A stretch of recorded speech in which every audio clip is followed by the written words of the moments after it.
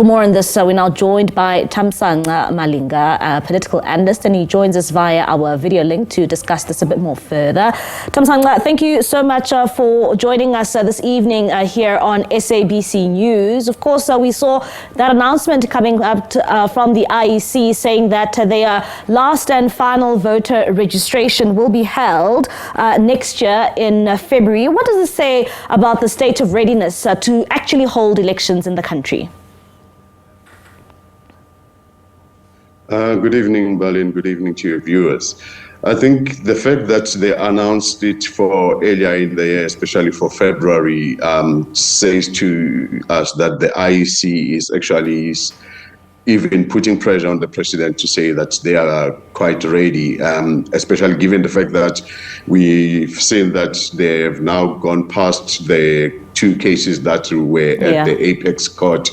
The cases that were sitting at the Constitutional Court. Now that those are out of the way, they were quite quick to say, now let us just announce the date for the next round of voter registration and get that out of the way. I think that was the one thing that was just standing in the way for them. Had it not been for those cases, for those two cases, I think they would have quite pushed it for maybe sometime early in Jan. They were just waiting for those judgments to get passed, and then they just put the dates and then leave it to the president to just put the date. Yeah, and of course, the IEC is always in communication with the presidency in terms of when should elections take place. And of course, would you say that this is a signal to say that, South Africa is ready to have these elections? And at the same time, when do you think is the perfect time to have these elections? Many people predicting that it should happen before the winter period because we don't want people queuing in the cold. Yeah, it should definitely happen before the winter period. We remember that the last two have been in the period of May. So we would also anticipate that these ones would also be around that time, because that's the time that the term of the National Assembly expires. So we anticipate that the next elections will be around that time as well. And Thamsanqa, you spoke about the two court outcomes that would have affected the elections. And of course, one of those dealing with the independent candidates. And we saw that outcome. That was the latest court finding. Of course, now, informing the independent candidates to at least have 1,000 signatures, of course, for them to participate in the elections. What is your latest comment when it comes to that issue? I mean, we've seen a number of political parties seemingly very unhappy with that court judgment. I think in as much as that they are unhappy with that, they should take it as a victory of sort. It is a small victory in a way, but it is they should take it as a small victory in a way. It's not a victory that they were anticipating, but the fact that it reduces the number of signatures that they need, they should take it as a victory compared to the number of signatures that they actually needed. It was a whole lot of signatures that we needed. I mean, it amounted to a whole lot of thousands, but 1,000 for one candidate, it's quite achievable. So I, for one, I'd easily get 1,000 signatures. So it is a victory that they should just take it and just run with it. Elections are just around the corner. They just need to fight another battle some other time. And Thamsanqa, as we head and gear towards those elections, I mean, it will be 30 years since the country first held its first democratic election in this country. How important, would you say that these elections are to South Africans, and the climate that these elections will be taking place when we are facing, a number of challenges in this country, a high unemployment rate, we have a load shedding crisis. how important are these elections to South Africans?